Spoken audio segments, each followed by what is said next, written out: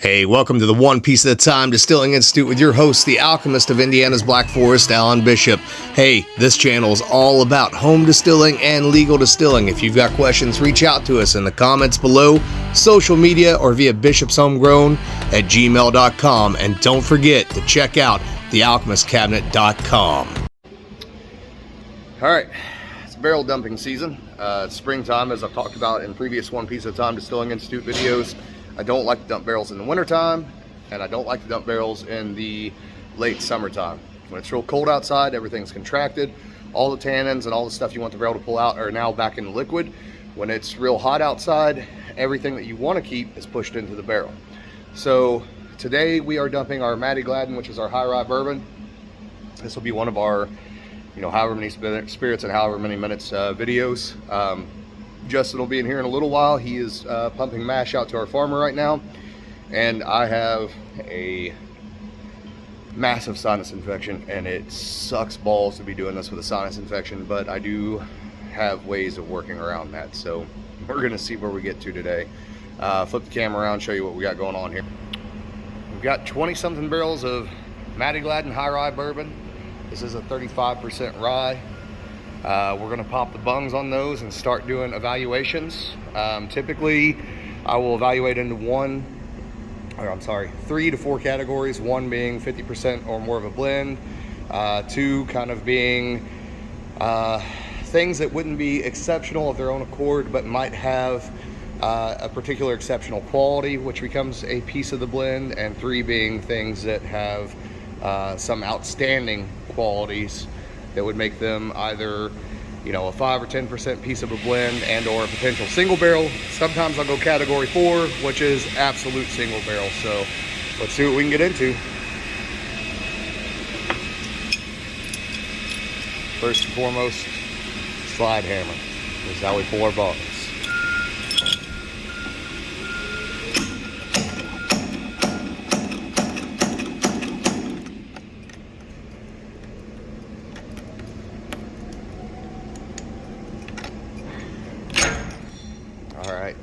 I gotta pull all the rest of them and I'll be back with you.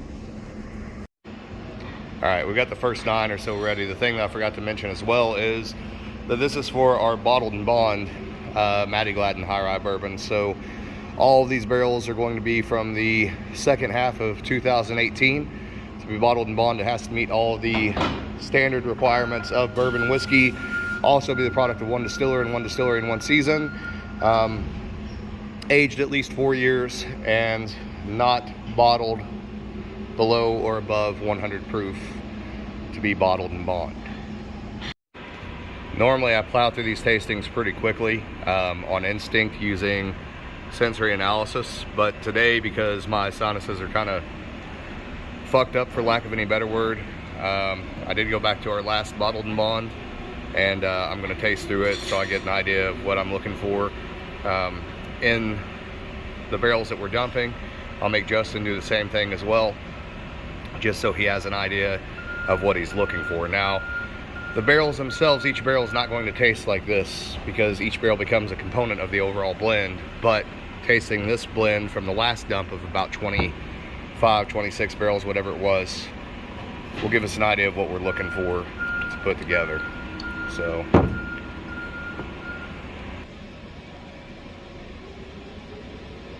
lots of stone fruit on the nose, apricot, a little bit of peach. There's a little of that herbal character that we get from our house yeast, which is almost eucalyptus in nature. Dried dark red fruits, grains of paradise.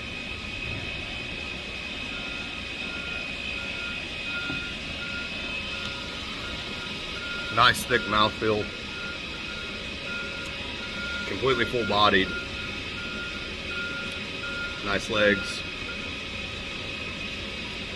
A little unctuous, a little chewy.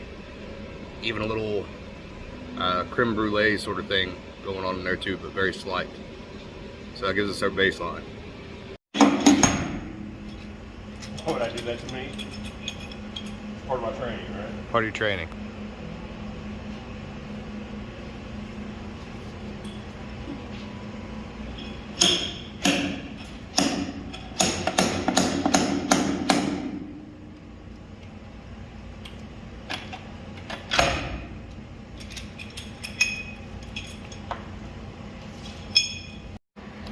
All right, Justin, so the way that I normally do this, or the way that I used to do it, I do it by instinct now because I know what all the profiles should taste like. So whenever I first started, the way that I learned was to grade everything with a number system. So a number 1 would be like 50+% of a blend. Like there's nothing wrong with it at all. It's good stuff, but there's nothing that stands out about it, right? And that's what you want for your base. And then number 2 would be something along the lines of, it's kind of like a number 1, but there might be 1 or 2 elements that are either a little bit out of balance or a little bit more to the forefront, but to the positive. And then a number 3 would be like the last 5 or 10% of your blend with the potentiality of being a single barrel. I sometimes throw 4 in there, and 4 ends up being like, it's absolutely a single barrel, or it's absolutely something that needs to be set back and let age, 1 of the 2. So, but we'll start with, you got your glass? Okay. Fucking sinuses are all the way fucked up. And this is a quick evaluation. It doesn't have to be real super in-depth. Okay. You only had one. That one might be a little easier to carry.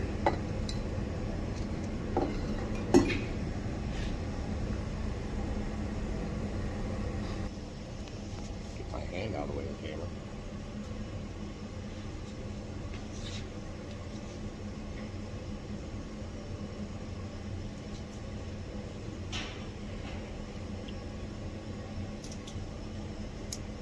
My palate, I would say 3 because it has the honey note and a whole lot more spice and floral than the bottle Mattie.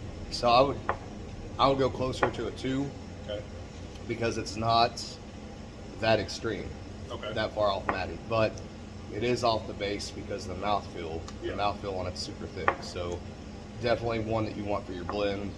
Okay. That's where I would go as number 2 on that one. Right. Now, if that were a little bit more fruity, Yeah. and it had that mouthfeel and it went like creme brulee, Yep. it would have been a 3 or a 4. Yeah. Absolutely. So, and that's just for your own. The formula doesn't always work that way. Sometimes you get more 2s than you do 1s. Sometimes you get more 3s than you do 1s. Sometimes you get more 1s, etc. And you just have to do the best you can with what you have. So, okay, we'll move on to the next one here.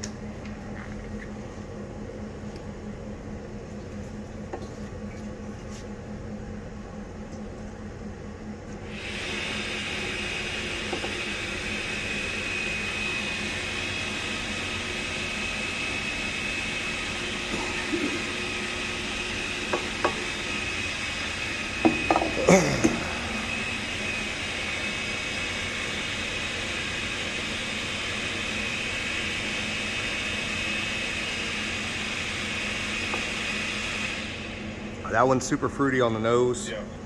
A lot of dark fruit, almost even fruit leather. There's a little bit of a tannic backbone to it. It's a little bit out of balance. I would call that a 1, is what I would call that. Yeah. And it doesn't have the mouthfeel that that one has either. Mm-hmm. It's a little more aggressive alcohol too. It's a pretty good barrel though. I mean, it could go with 2 easily, but that tannic note makes me want to go 3 on, or 1 on it. Sorry. Yep.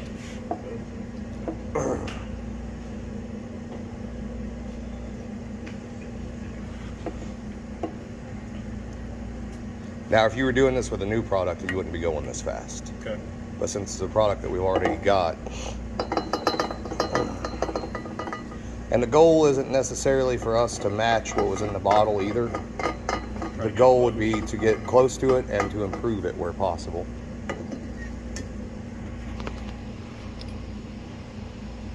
That one has a lot more baking spice on the nose to me, less fruit. Yeah, that one's almost got like a...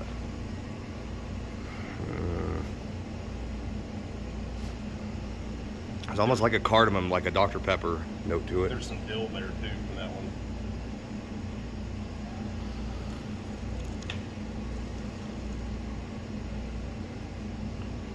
It's super light on the mouth. Nothing really hits to the back end though.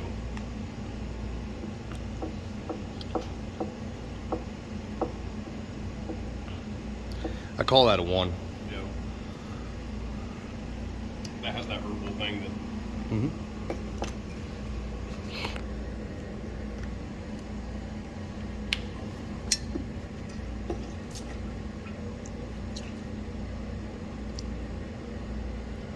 Guess I should put the camera where I'm focusing at. That's right, work, man. What are you doing in here, bitch tits? I'm just watching. We're ready to go eat dinner. Help you guys. Throw that in the one behind you if you would. Right? You guys go be here for a while. We're gonna do 6 at a time, so typically I do. And you're on the other. Sure, I'll come over. Typically do 6 to 9 at a time, enough to fill a tote, and then take a little break and come back to it. That one's super aggressive ethanol. Yeah. It's like fucking same sensation as fucking horseradish. That did not feel good on my nose today. No, especially not with the sinus thing. No.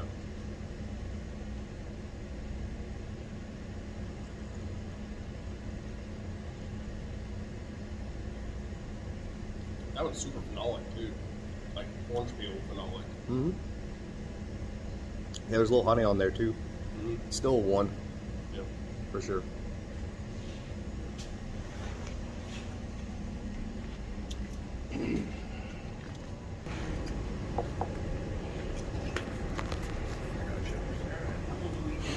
Go eat dinner. What you got? Salisbury steak and mashed potatoes. Everybody's sick of green beans, man. That was the best part of it last night. That's our new band for the board in there. What's that? Salisbury steak and mashed potatoes. She probably didn't send no green beans, damn it. It's a hit single. That was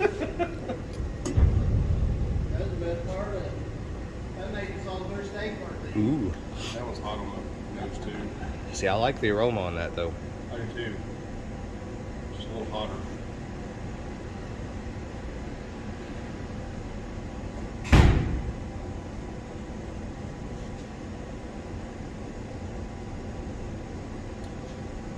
See that? I like the palate on that.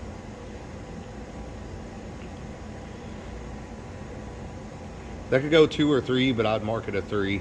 Okay. I think it's got enough of that clover honey thing to it to mark it a 3. And a lot of times, like clover honey to me is like spicy, plus it has a little bit of phenolic too. Mm-hmm.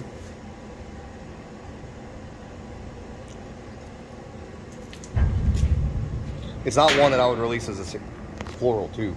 I didn't catch that at first, but there's a little jasmine there. That's not one that I would do as a single barrel on its own, but it's one that you could finish in something and make a single barrel out of. Yeah. Or set it aside for like a Mattie Iconoclast, but Yeah. we're gonna need it for the blend for sure.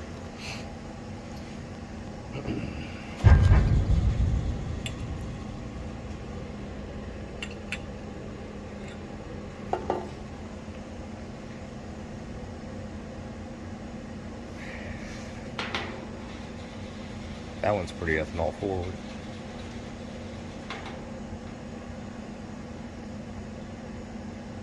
Blew off pretty easy though.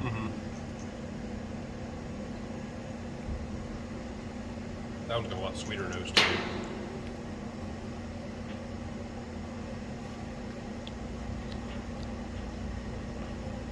That's interesting because it goes towards the initially goes towards that creme brulee thing that Mattie sometimes gets, Yep. but then it resolves to that almost cardamom Dr. Pepper Yep. characteristic. Which is weird to have something go sweet and then so herbal like that. I'd call that a 1.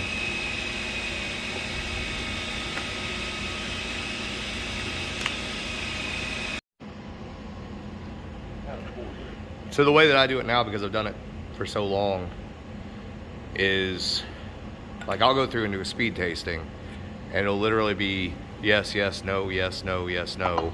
And then the only thing that I'll mark will be like what I want for single barrels or what I want to set back for Iconoclast or something that needs to age longer. Yeah.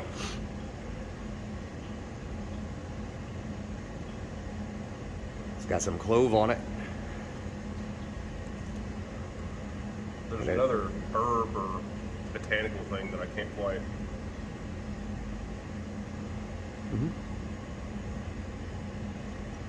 Little eucalyptus. That is a 3/4. Right there. That one's complex enough that you can serve it of its own accord. There's also little Yeah. little leather and tobacco. That's the first one I've got that tobacco thing in too, really. Mm-hmm. You don't put 3/4? Yep. There's a little cedar box on there. What does go well with that tobacco thing, because it reminds me of a straight up human to work with. And you have to have the cedar box for Mattie too. Yeah. You don't need a lot of it, but you have to have it. And the way you do blends, it's all or none. You don't do partial barrel blends, right? Mm-hmm. You can, but then it's a bitch to manage. Gotcha. If we were only doing like a 12 or 14 barrel dump, and we didn't have a lot of products, I'd be more apt to do partial barrel blends. Basically, everybody's gonna be like, why the fuck when he's talking has he not got the camera on Justin's face?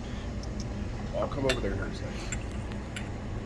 Well, the thing is, when I'm talking to you, and then, like, just there, I had the camera right here, so you're talking, but nobody can fucking see you. Fuck him. I'm at work with a sinus infection, and Justin's here with a black eye, so. That's right. Like half mascara. See, that's got that dill too, but it's not as prominent as that one that was over there. No, not at all. And they're getting a nice orange color. Again, these are second half of 2018 barrels, so what? 5 year? Almost 5 year? Yeah. Yep. Nice little orange coloration going on there. Beautiful.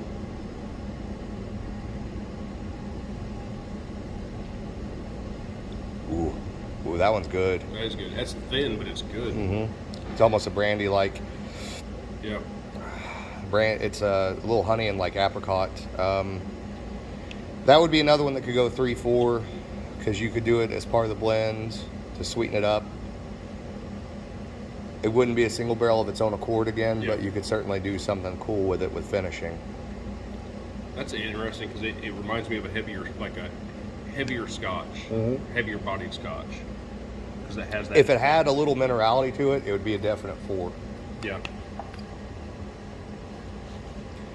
Now, bear in mind too, my 4s are different than like, because the 4s that you pick out here, right?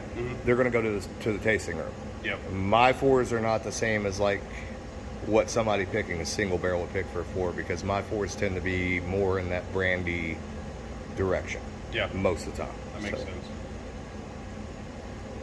I love the nose. That's why the tasting room barrels taste so much different than the single barrels people pick up other places. So your palate's funky. we'll come back here momentarily.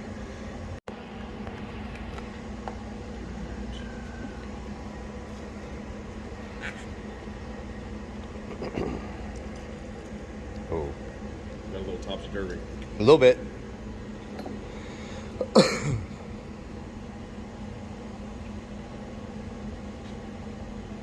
That one's almost got like a red wine nose to it. Super like cherry and plum on the nose. Oh, that is a 4. I like that one. It goes a little medicinal on the backside, but not enough to be offensive. This is the kind of 4 that you pick whenever a customer comes in, right? Yeah. It's going to be different than what we do out front. And that's what's crazy about all this to me is that's a split batch 48 and 49. This is 49. So it's part of the same juice, yeah. Yeah. Same batch of barrels. Usually I just used the fucking juice fucking word. You did. I did. You did. I You did. can no longer complain about it. Yes. You deserve that shit. You did deserve it. You deserve that. Now I can complain again. I punished myself. My hand was halfway in the way of the camera, but That medicinal thing comes a little bit harder after it sets. when we say medicinal, we're talking like a little black cherry, Robitussin MGP kind of note. But that's what people like in high rye bourbons and rye whiskeys, for better or worse.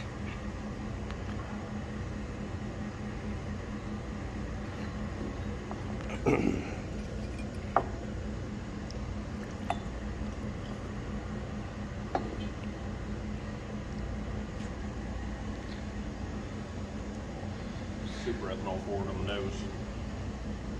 So typically, I'm not usually swallowing whenever I'm doing this, but because Mattie does have a particular mouthfeel, Yeah. there's no really great way to get around it. You got to get that all the way through the palate.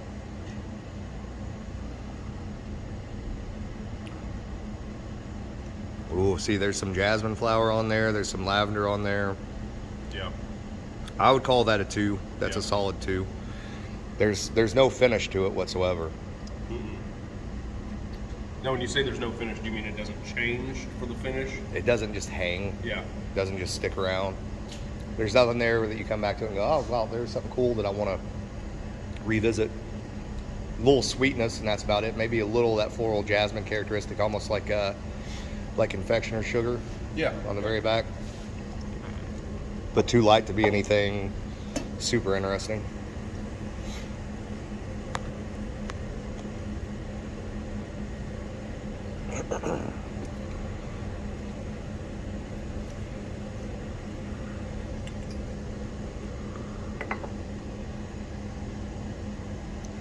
That one's much heavier on the nose.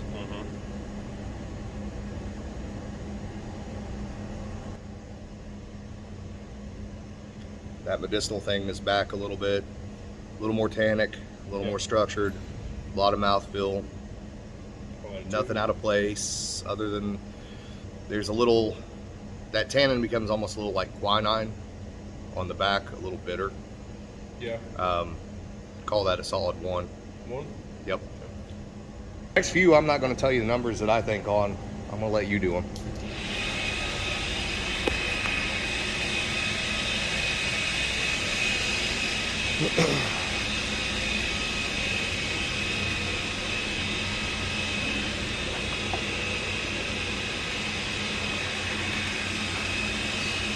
You know, between the sinus thing and doing this tasting, Distiller's Talk's going to be fucking awesome tonight. Yeah, I can see that being fun. Yeah. Where you just try to accomplish things in between headaches.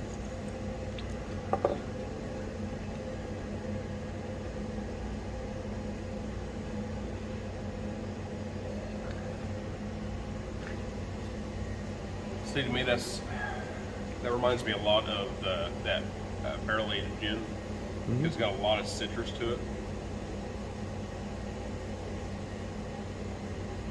And I want to say that floral thing's jasmine because it doesn't so much go lavender.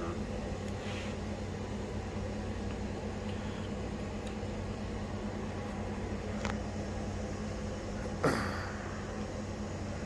back end of it is tannic, but it's kind of like that one that doesn't really change. Like there's nothing that makes you want to come back to it.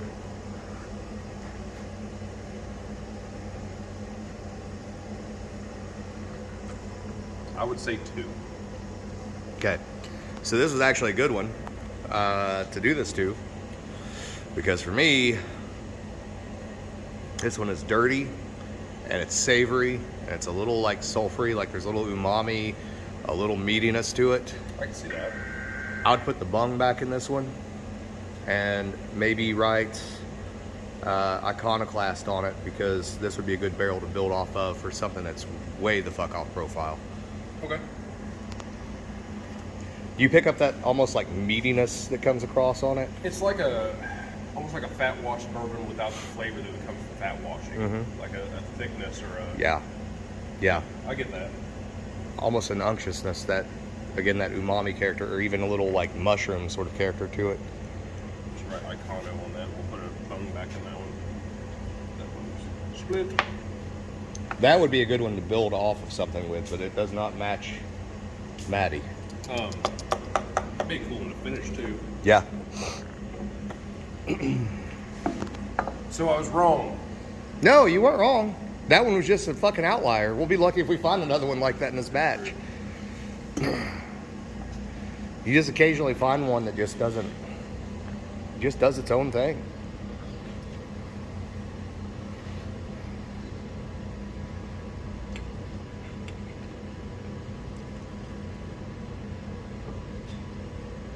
That's why I made the face whenever we were smelling it a while ago. I didn't mean to. I'd be a very bad poker player. Because I literally had that moment of, what the fuck is that?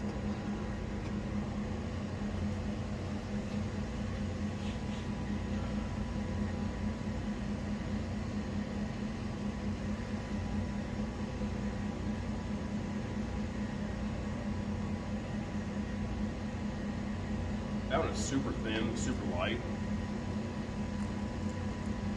It has great flavor, but it just doesn't have that mouthfeel or that, would you say, unctuousness? Mm-hmm. It is very thin.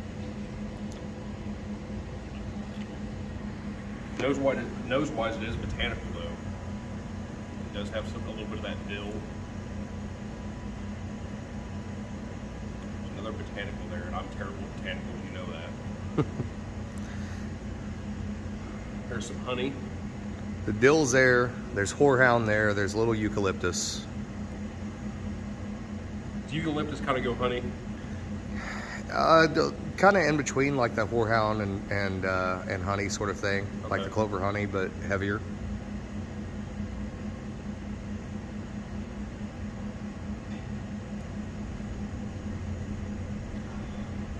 I would put that somewhere between a 2 and a 3. I think definitely a 2 would be interesting. A 2 or an iconoclast, either way.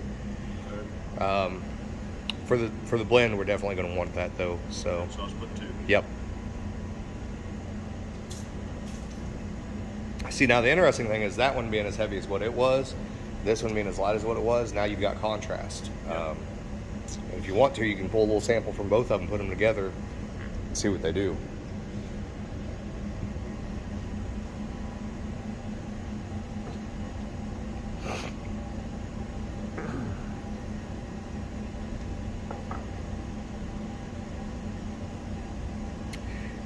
So if you had, for example, these two, put them together and then threw a little bit of that more cardamom forward Dr. Pepper thing on top of it, Yeah. you'd have a really cool blend, potentially. About 50-50. Yeah. Just for clarity's sake, we're not drinking the entirety of these glasses. No. So that everyone knows. No, we're not. The floor is covered. Every time I turn the camera around, my hand's in the fucking way. I do like the nose on that. Mm-hmm. Because like even the nose seems like thick and you have to kind of fight through some things to pick it apart. Yeah. It gives you the base note of Mattie when you blend the two of them together. Yeah, it does. Like the thinness of that kind of helped this because I can pick up a little bit more of that mechanical thing that's in there now. Right. These two will take another break. I don't know if I should be concerned or not because both DJ Henderson and John Waddell have called in the past like 5 minutes. Which seems like an odd combination. That is weird. Steven just called me. Not me, my boy. Probably in the middle of like a terrorist attack or some shit that we don't know about. Something. I would have thought Kim would have called by now. Either that or he got another car accident because we know how that goes. Right. Ready? Yep.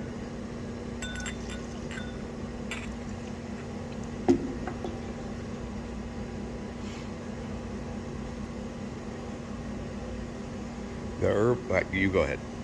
Sorry. All right, good.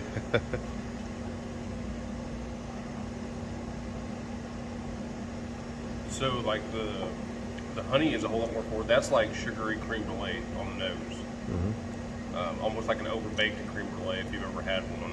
Because you get a little bit of that fatty, eggy note to Yeah. one that's overbaked. The herbal thing's there, but it's more like it hits like front of the nose, goes away, and then it's back of the nose. Mm-hmm.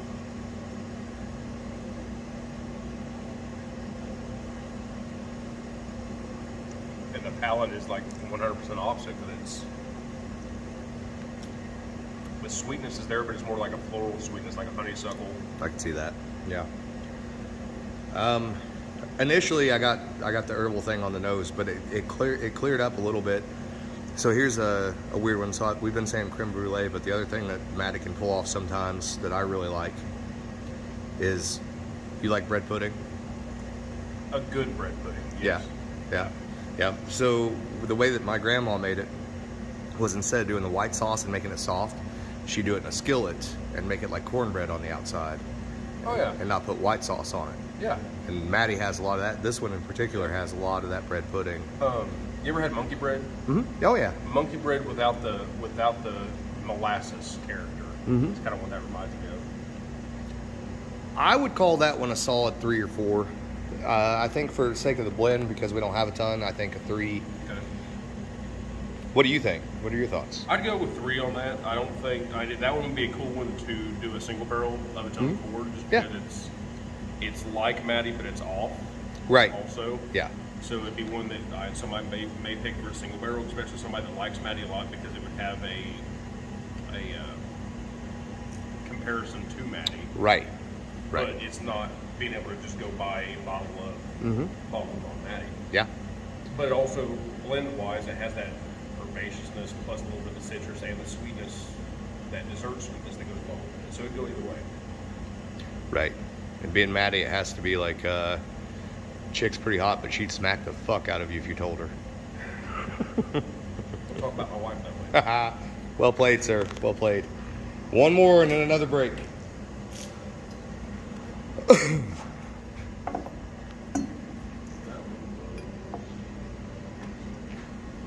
So what's interesting, I've kind of been trying to pay attention. The split batches are the ones that are like right on that edge of it's either really, really, really cool or you go to blend. Yeah. It's interesting.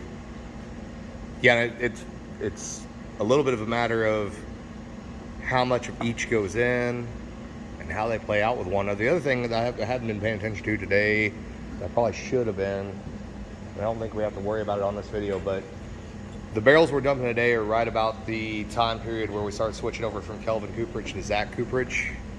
And we're going to see a big difference in flavor profiles if we come across any Zachs. I don't think there's any in here. So all I've seen is Kelvin. Yeah. We've got a Zach over here.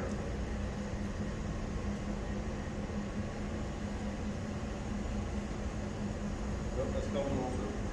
Okay. Ooh. Buddy, everything that other one wished it was, this one is. Yeah. That is sweet, almost like it's almost like sea salt caramel sweet. Yeah, and it's weird because it has that iodine nose though too. Mm-hmm. This one's the one that'd get you in trouble because you wouldn't know that you were drinking.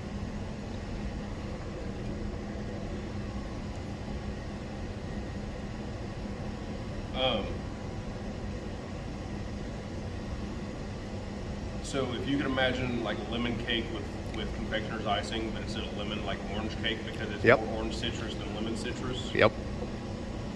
And that's super sweet. There's still a little bit of that grains of paradise thing on there too, where the spice comes up to the background. Yeah. It's not on the side of the tongue, but it's more on the finish. Yeah. So like grains of paradise versus black pepper, how would you go about comparison of those two? So the way they always think of it is like grains of paradise is everything that black pepper wishes it was. So black pepper's kind of, it's mostly side of the tongue, but it gets muddy. Whatever you're eating with black pepper on it, like it ends up all over your tongue, even though the side's what's mostly picking it up. Yeah. Grains of paradise is more like the very back sides of your tongue and the very finish, It's right? clean. Clean, yep. Yeah. What do you think on that one? I'll put that at a 2. Really? Okay. That's me. Fair Because enough. I don't know if that would be like a 100% straight up. It does have that herbal thing too, 100%. See, and this is where it gets interesting because that's where our palate is different. So what you would call a 2, which I don't disagree with you, it could be used for a 2. This for me would be 100% tasting room is where I would go with this. Yes, because it is. Right. No, that doesn't flip the camera out. That doesn't mean that you're wrong in any way, shape, form, whatever. It just, that's where our palates differ a little bit, right? I think this is one of those barrels for me. The opportunity that I see in a barrel like this is you can put that in front of a bourbon drinker. Well, in front of a non-bourbon drinker, somebody that thinks they don't like bourbon, Yeah. and you can get them, right? Yeah. You could honestly, you could probably put that in front of a gin drinker. Probably. Or, yeah, that's just a. All right, we're gonna take a break here again. Oh,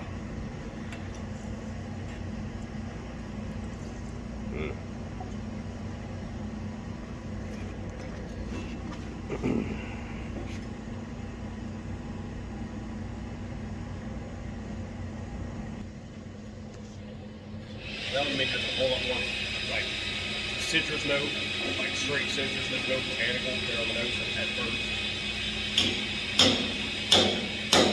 I get the citrus, it's definitely like fresh orange peel, but I get a little nutmeg on it though. I can see that. That's the sweetest one palate-wise, I think. By far. Like that's straight up. That's as base as you get right there. That is definitely number one. Yeah.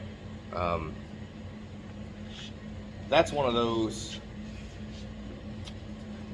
almost like Evan Williams single barrel characteristics. You know what I mean?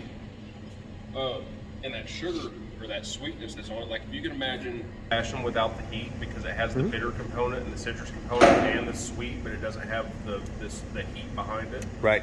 It's really not even tannic at all. It's eggnog without the eggnog.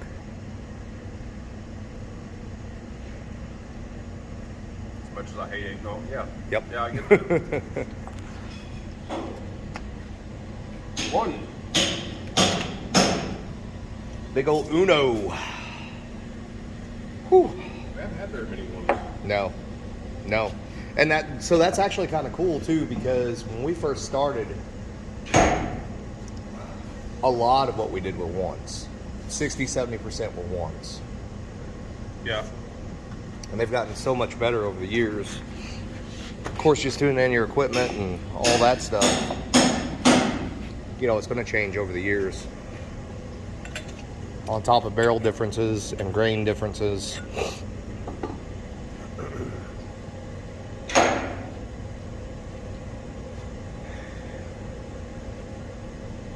Okay, there's a weird thing here, and I'm going to see if you catch it. I hate when you say that, because your weird thing's not always my weird thing, but... Negative weird thing.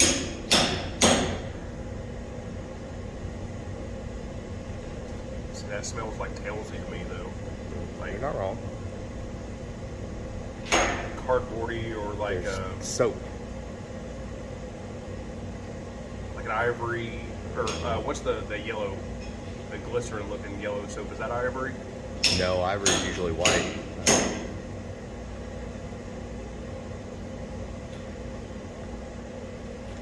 The flavor's not bad, but there's a soap characteristic there.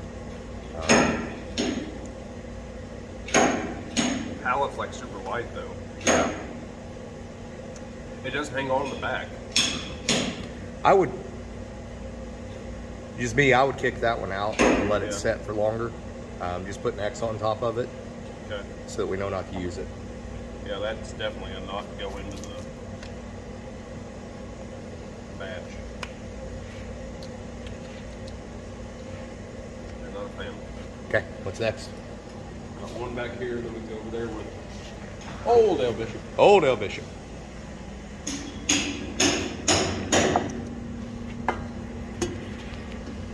And see that, and that's what's cool to me is like both of these are the same batch. This is 11 or 1174, 1175. Same batch, same date, same distillate.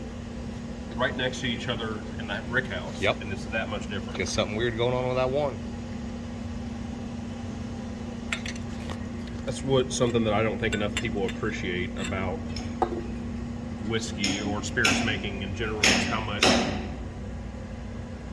whatever magic goes on can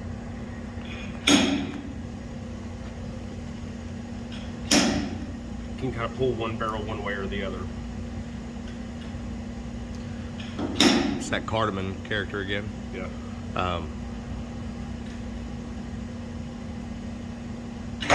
Quite a bit of black pepper on that one too. No, I see what you're talking about, the difference between black pepper and the Great Paradise now, because that one is More at the sides. And it's more the side, but it's muddy throughout. Yep. Like it's there throughout the whole palate process. There's a thickness to that though. It's like a fatty characteristic. Yep. I'd call that a solid 2. Yeah. Go with 2.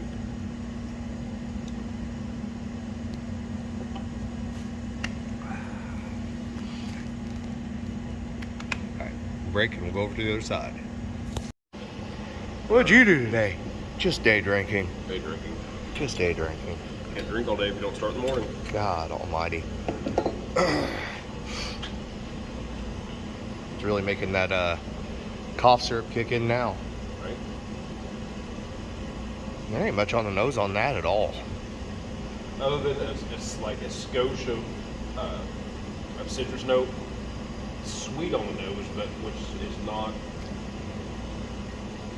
huge characteristic for me when it comes to Mattie. There's a little sweetness on Mattie, but it's not the most pronounced thing on the nose. Yeah.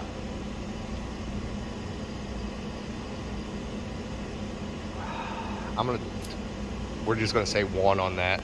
Yeah. Because it's just gonna be base characteristics. There's not much else there to build out on. No.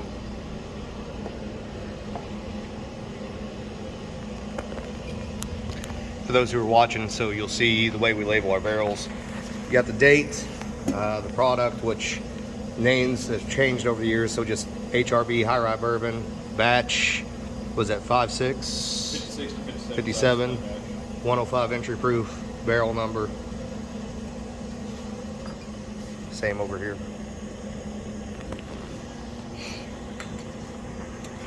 I don't think I've ever seen any other distillers do a video like this. I haven't either. A lot of people try, like, it's almost a secret. Right. You know, there ain't no secrets. No. Like, I told people on the tours all the time, like, I'll tell you everything. Yeah. Because even if you have the same exact setup we do, you're never going to You're not going to reproduce it. Me even coming up with the mash bills and all that stuff, I could do this stuff at home if I wanted to, and I would not ever touch what we're doing here. That one's dilled. There's a weird funk on the nose on that. The dill's there, but that's probably one of the darker ones we've had too. Yeah. It's been a little bit more. There's more amber versus orange. that umami is there. That unctuousness is there, like that other one that we had. Mm-hmm. But this one is almost more like. This is going to sound bad when I say it. It's like when you're traveling through the country this time of the year in the springtime, people are fertilizing their fields. Yeah. That sort of high nitrogen, sulfury, yeah.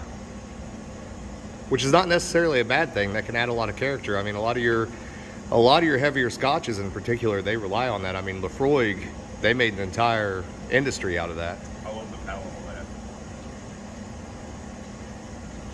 And the palate tricks you because it doesn't have that funk, I don't think. It's more sweet, extra sugar, citrus.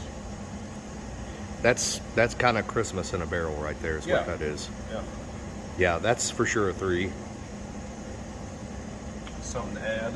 Honestly, that would even be its own characteristic. So this would be, if you wanted a single barrel that replicated what Mattie Gladden's supposed to be overall, that would be the closest thing that we've come to. So, for sure. If you had a Mattie liver, that'd be a great single barrel. Mm-hmm. That was one of the weird things about going to Jim Beam the other day with the Knob Creek barrel pick that I did with Amzie and those guys. Everything they pulled, it was within spectrum, right? It wasn't like what we do here, which you wouldn't expect because we're doing pot still, they do column still. But everything was like degrees of separation. Yeah. The 3 barrels they put in front of us, like they were all clearly Knob Creek, but there wasn't anything major separating them. Because there's even been a couple in here that if you would have put in front of me in a blind, because I know what stuff from here tastes like. Right, you wouldn't have known. Yeah, they're like that one, that super citrus funky one over there. I wouldn't even have said that was a high rye bourbon. You know, one thing we didn't pay attention to either is some of these were labeled as single barrel, which means they had alternative yeast in them. We didn't use any of those. Did we not? No. Okay, all right, good deal. Okay, those are the ones you marked X's on? Yep. We'll get into those too, because they're not actually marked for market. They're just marked to know that they're different. Yeah. Are they all out there? There's, yeah, all the single barrels should be out there. And those are all at a little bit higher proof also. The camera okay? Yeah. You want to give me rubbing my titty? Titty nipple. I don't know what these videos would be without Odell Bishop. Oh, Odell Bishop. Oh, Dale Bishop. Oh, Pennington. Oh, Pennington. Oh no, Bill, you're not Dale Bishop. Wrote that, Here baby. come the emails. That has a little bit of Mush Pennington. Gross. There's a lot more, a lot more baking spice. That's straight up like baking rack. There's almost like, you know, that savory, sulfurous character that we had a couple times. Yep. This is gonna sound weird. Here's a fat kid tasting note for you. Turn the camera. So, Kentucky Fried Chicken. Yeah.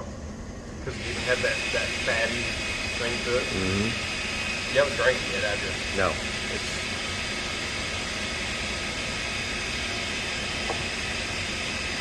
That's fucking good. Because that doesn't have the sweetness and the herbalness and stuff like that. No, it punches back. Yeah. Yeah, definitely. Ha! Fucking got one right. Yeah, that's for sure 3. 1 out of 30 ain't bad. 1 out of 38, man. Nah, he's getting there. He's just learning the profiles. It's going to be fun when he distills a product of his own in the future, by the way. He has to do this. And he has to do that because I'm going to come bother him that day. Some of the sweetness does come on the nose Dude, after it trying to sets. figure But this all out. and that took a good 45 seconds to a minute for that to come out. Let him try yours. I don't want to get him sick. See if you catch what I'm catching with that Kentucky Fried Chicken, like the skin of the Kentucky Fried Chicken. That Smell it. no, on the taste and the smell both. Like that herbal. There's a little basil. Basil, like earthy smoked paprika. Yes. Yeah. I can see that. Yeah, I It's smell not it. Coke. What are you doing? Right.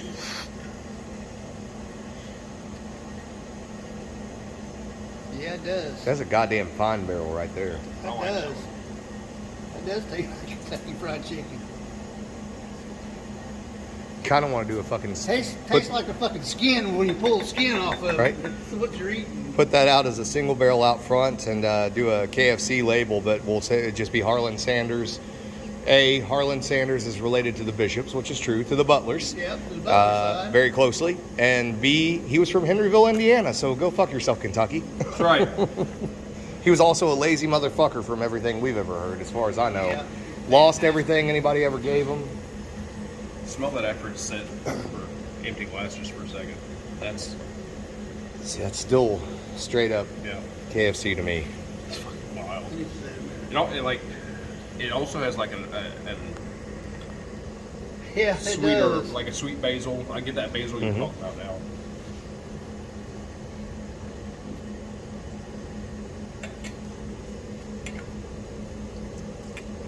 All right.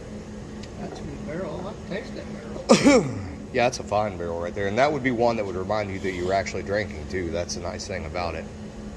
You know what? You don't want to save that barrel. Put a /4 on there. Let's see what we got when we go back and look. If we can save that one, we will save it. If we can't, that'll be what will make our Mattie blend right there, is that one barrel. Put the top back in it. Fucking night and day. Yeah. They from the same run. No, that's batch 48, batch 50. Little There's more. almost 10 barrels between. So like that one, palate wise, you just had a wasp on your head. I don't know. No, you did. I looked over and there was something flying on your fucking head. I didn't see it. If you It blind- wasn't bothering me. If you blinded me on this one, I would have thought it was Solomon Scott rye whiskey. Yeah, and that has, The rye is much more assertive. yep. See, that one is more sweet, but it has the whorehound candy thing behind it. Very much so. Yeah. See, that could have been Tyler run there. Straight up herbaceous. I mean, Any of these got the double yellow things on his. Tyler probably did most of or a lot of them. I distilled them. He just. Yeah, but I bet he did the mash on them. Yeah, that's true. And who knows what ended up in there. I love that Anything's one. got yellow banding on it, he did it. Yeah, I love that one too, but I think you'd have a very hard time of its own accord selling that as a high rye bourbon. Yeah.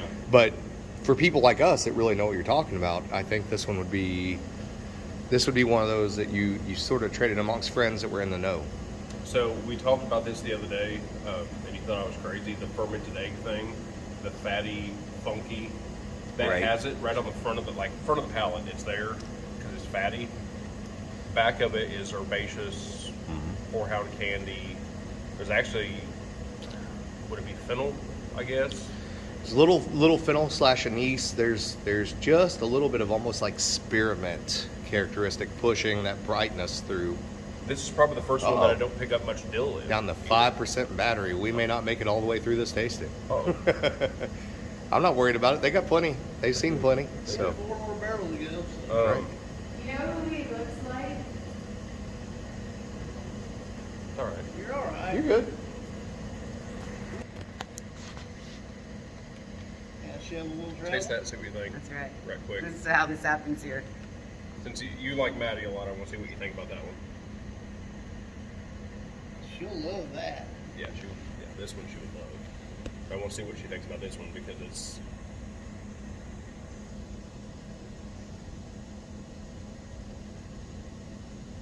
That's what I Got dropped my light. phone. Kind of got that look. Really light. This can't be Mattie. It's Mattie. It's too light to be Mattie. I don't get all the apple off the nose.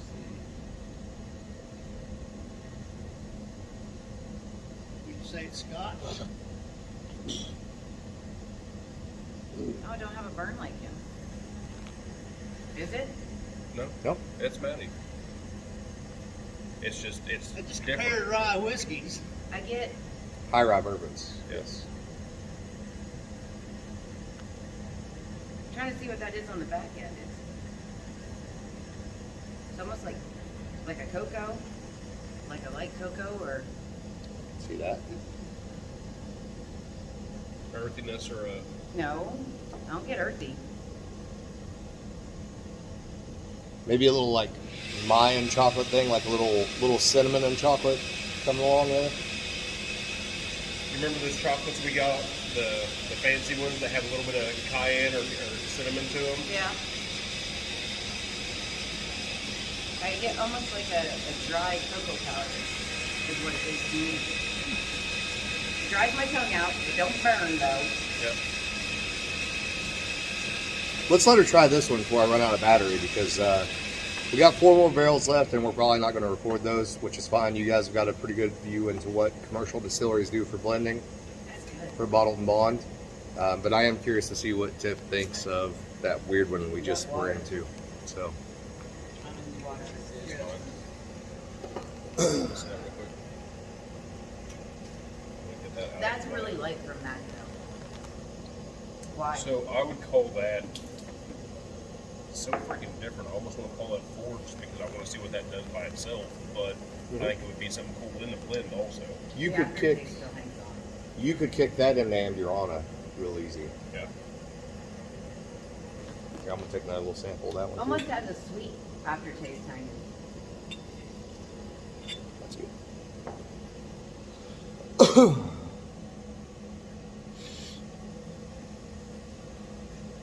What do you think Kick on your that one? ass.